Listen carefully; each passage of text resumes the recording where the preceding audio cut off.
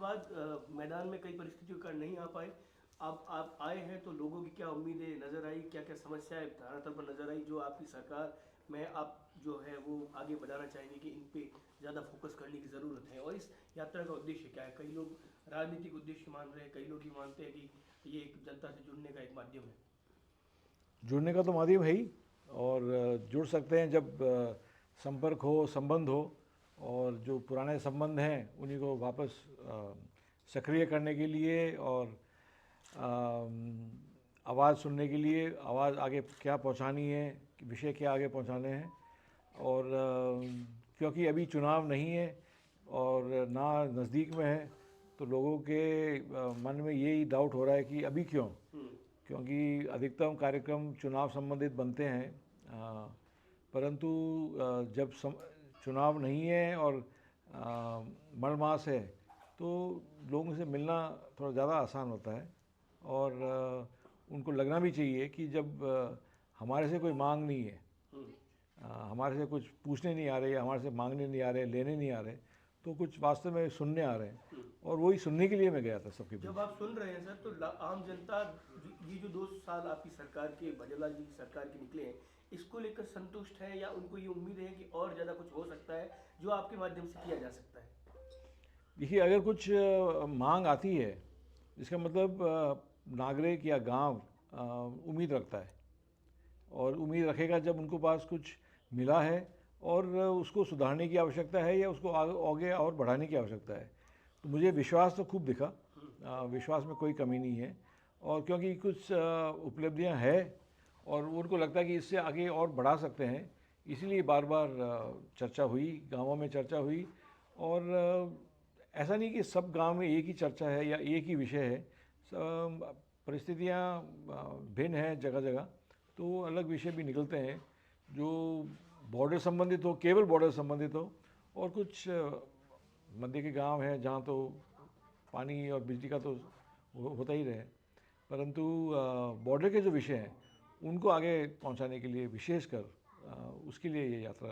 क्या लगता है सर, किन किन मुद्दों पे काम करने की आवश्यकता है? क्योंकि 2.5 दशक पहले, माफ करें, 2.5 दशक पहले जब आप यहाँ पर आए थे, तब जो बाड़मेर की धरातल पर परेशानियाँ, लोगों की जो मुसीबतें थी, क्या 2.5 दशक में वो कम हो पाई है? क्या बॉर्डर के इन इलाकों में जहाँ पर आप अभी इन दिनों जाकर आए हैं, वहाँ पर आज से 2.5 दशक पहले भी पानी पहुंचाने की बातें चलती थी कि नहर का पानी पहुंचाया जाएगा, वहाँ के किसानों की, वहाँ के लोगों की ज़िंदगी को बेहतर किया जाएगा? तो लगता है कि उन पे काम जो होना था वो हो चुका है या होने की ज़रूरत है अभी और? नहर का पानी, नहर परियोजना बॉर्डर से 15 किलोमीटर दूर है जी।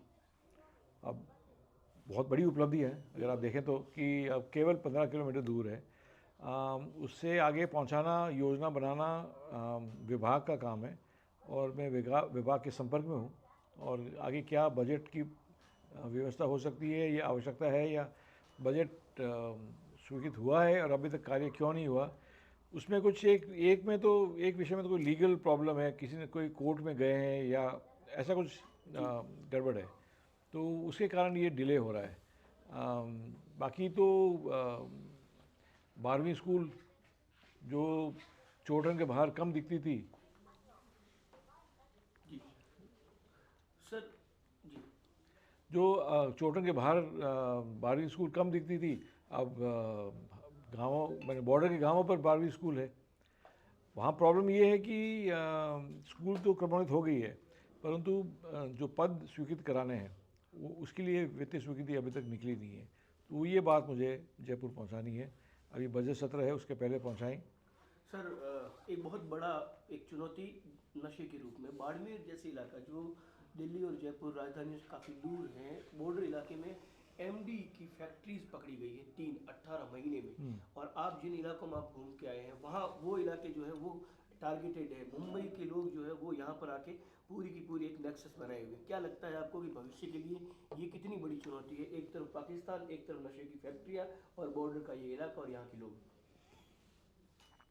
जो भी अवैध नशीले पदार्थ का चाहे व्यापार हो, चाहे प्रोडक्शन हो, चाहे उसकी तस्करी हो, वो देश के लिए, देश के हित में नहीं है और राष्ट्रीय सुरक्षा का एक बहुत बड़ा विषय है। एमडी की फैक्ट्री चाहे इंडिया में हो चाहे पाकिस्तान में हो, ये है बहुत बड़ी चुनौती।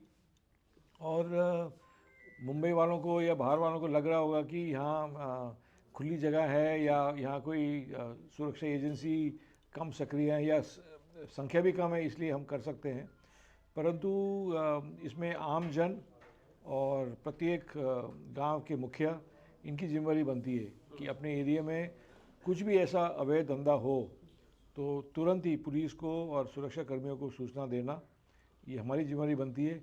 क्योंकि तस्करी करने वाले हो या इसका उत्पादन ये फैक्ट्री लगाने वाले हो, उसके मालिक हों, जो भी हो, वो है तो अपने बीच में रहने वाले। मुंबई वाले बाहर से टपक नहीं सकते जब तक कोई लोकल हाथ नहीं हो, और लोकल हाथ को एक्सपोज करना हमारी जिम्मेदारी बनती है। सर, भजनलाल जी शर्मा सरकार के 2 वर्ष पूरे हुए, जश्न का माहौल राजस्थान से लगाकर जब दिल्ली तक था, इस बीच एक स्टिंग आया।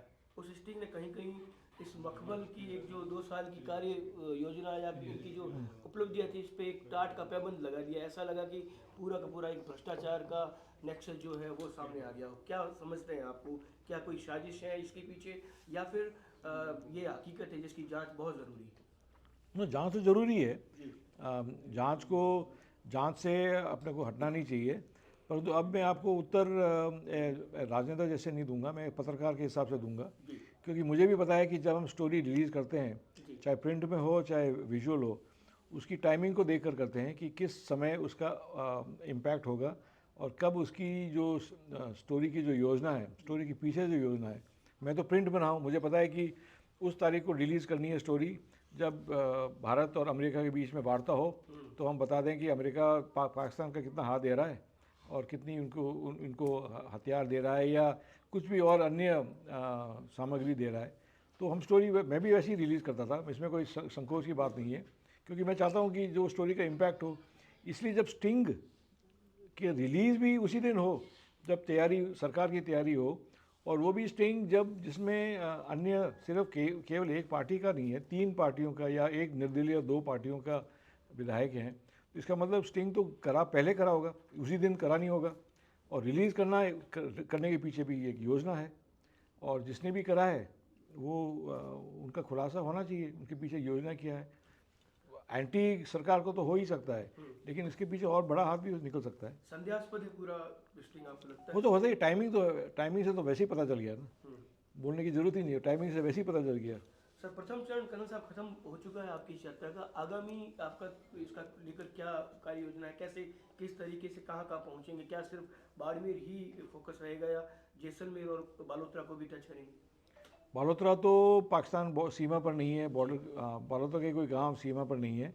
इसमें अब चोटन पंचायत समिति के जो गांव या चोटन तहसील के जो गांव बॉर्डर पर स्थित हैं, उनका तो पूरा हो गया, वो दौरा पूरा हो गया।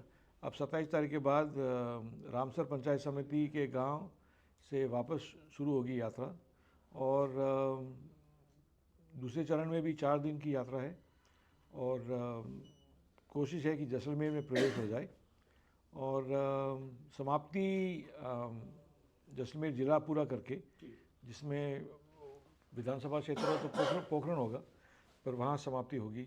जैसे अपने पुराना संपर्क रहा है नाचना, नोक, उस क्षेत्र में, तो उसी बेल्ट के गांवों में समाप्ति होगी।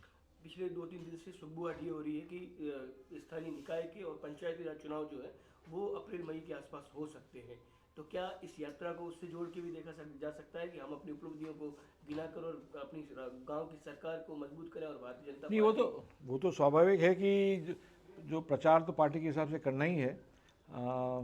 मुझे लगता है कि अप्रैल मई से पहले हो जाएंगे चुनाव। जी। और ठीक है, यात्रा मैंने मेरे हिसाब से या मेरे लिए कोई चुनाव की तैयारी नहीं है, परंतु पार्टी के लिए तो है ही है, और इसमें पार्टी को लाभ मिले, यही हमारा प्रयास है।